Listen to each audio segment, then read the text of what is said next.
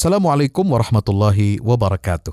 Para pendengar Trijaya FM yang dirahmati Allah Subhanahu wa taala, hari ini kita akan mengkaji dua nama Allah Subhanahu wa taala dari Asmaul Husna, yaitu Ar-Rahman dan Ar-Rahim. Dua kata ini atau dua nama ini berasal dari akar kata yang sama, yaitu kalimat rahmah. Rahmah artinya adalah kasih sayang. Kasih sayang di mana Allah Subhanahu wa taala memperkenalkan dirinya kepada kita. Di dalam surah Al-Baqarah ayat 163, dengan mesranya, dengan indahnya Allah memperkenalkan bahwasanya Dia adalah Tuhan yang Maha Pengasih dan Maha Penyayang. Wa ilahukum ilahun wahid, la ilaha illa huwar rahmanur rahim. Tuhanmu adalah Tuhan yang Maha Esa. Tidak ada Tuhan melainkan Dia Ar-Rahman dan Ar-Rahim.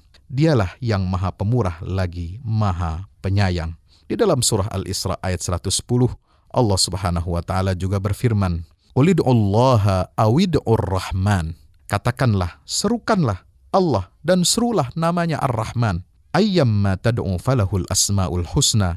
Dengan nama yang mana saja yang kamu seru, Dia memiliki Asmaul Husna.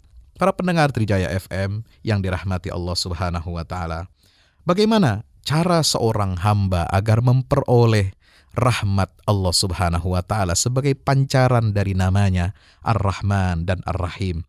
Yang pertama adalah dengan mengikuti kitab sucinya, yaitu wahyu yang diturunkan kepada Nabi Muhammad SAW berupa kitab Al-Quranul Karim. Di dalam surah Al-An'am ayat 155, Allah Ta'ala berfirman, وَهَذَا كِتَابٌ أَنزَلْنَاهُ مُبَارَكٌ فَاتَّبِعُوهُ وَاتَّقُوا لَعَلَّكُمْ تُرْحَمُونَ. Al-Quran itu adalah kitab yang kami turunkan, yang diberkati.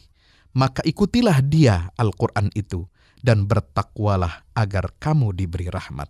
Di dalam ayat yang lain, surah Al-A'raf 204, Allah Subhanahu wa Ta'ala menyatakan, وَإِذَا قُرِئَ الْقُرْآنُ فَاسْتَمِعُوا لَهُ وَأَنْصِتُوا لَعَلَّكُمْ تُرْحَمُونَ.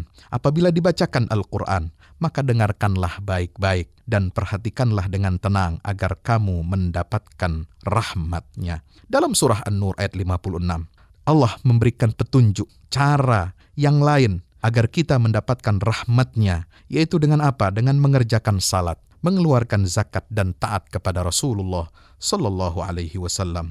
Wa aqimus salata wa atuz zakata wa athi'ur rasula la'allakum turhamun. Dirikanlah salat, tunaikanlah zakat dan taatlah kepada Rasul supaya kamu diberi rahmat-Nya. Maka para pendengar Trijaya FM yang dirahmati Allah Subhanahu wa taala, rahmat Allah itu dibagi kepada seluruh makhluk yang ada di muka bumi ini tanpa melihat dia beriman atau kafir. Allah memiliki 100 rahmat. Satu rahmatnya dia turunkan di dunia ini yang mencakup seluruh makhluk dan hambanya. Tidak peduli dia beriman atau kafir.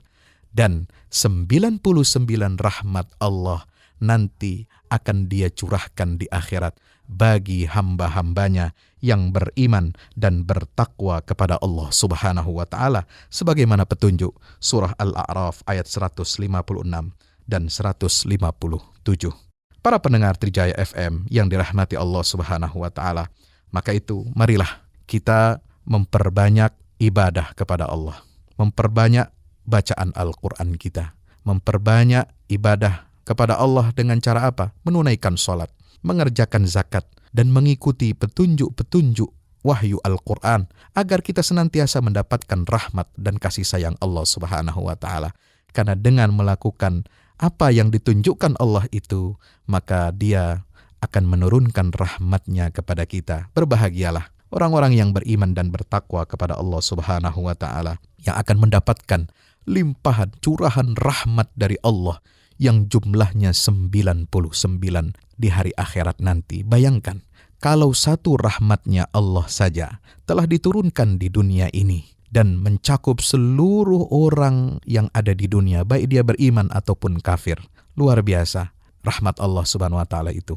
Maka lebih daripada itulah, orang yang beriman dan bertakwa di akhirat kelak, mereka akan mendapatkan surga Allah yang penuh dengan rahmat dan kenikmatan dari Allah Subhanahu wa taala. Karena 99 rahmat-Nya Allah simpan untuk hambanya yang beriman dan bertakwa di akhirat kelak, sebagaimana yang diriwayatkan oleh Abu Hurairah radhiyallahu anhu. Para pendengar Trijaya FM dirahmati Allah, mudah-mudahan hari-hari kita di bulan suci yang mulia ini senantiasa mendapatkan keberkahan dan rahmat dari Allah Subhanahu wa taala. Saya Fahmi Salim dari Majelis Ulama Indonesia menghaturkan jazakumullahu khairan. Wassalamualaikum warahmatullahi wabarakatuh.